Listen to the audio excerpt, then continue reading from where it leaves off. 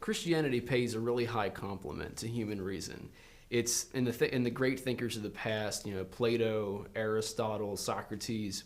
We really see human reason like at its finest, at its height.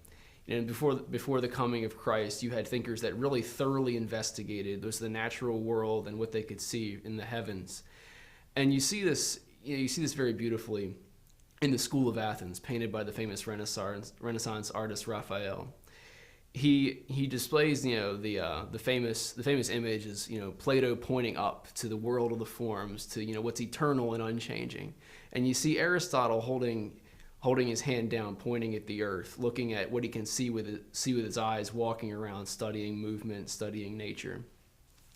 And it's a very these philosophers were the best. They taught rhetoric, they taught philosophy, and they came to a very precise understanding without revelation of the truths of the natural world, what we theologians would later call reading the book of nature.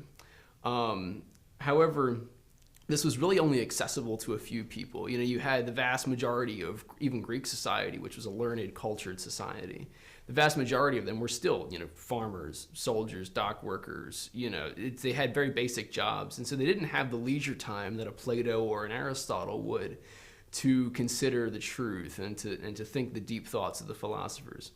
So God, in his providence and his wisdom, gave mankind revelation, and he did it through very humble means in the Old Testament, and finally in the revelation of the person of Jesus Christ. He communicates truths that formerly were only accessible to the very learned. He communicates them to peasants, prostitutes, fishermen, centurions in Roman Palestine, and it's God works. He works very slowly, he works very humbly, but he does give the greatest truths, makes them accessible. It gives access to, sort of like being able to listen in on the most high quality lecture, even as a very poor, unlettered person.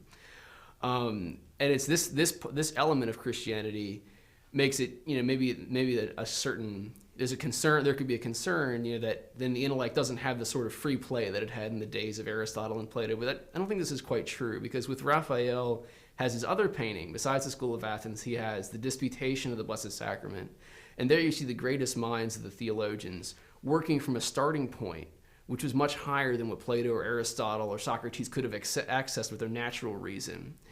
And you see them, like Leo the Great, St. Augustine, Jerome, some of the finest minds that have ever lived have been Christian minds. And they, you see them centered around the Blessed Sacrament. And only God could have the idea, if you can put it this way, of continuing not just with writings like the philosophers gave us, and the Lord gave us the scriptures, but he also continued by leaving his bodily presence. And you see that right in the center of the Disputation of the Blessed Sacrament. The monstrance is front and center. So Christ's continued presence even in the academy, in the intellectual disputation, is there at the heart of it. And that's, I think, what makes divine revelation so important, given all the respect to the ancient philosophers.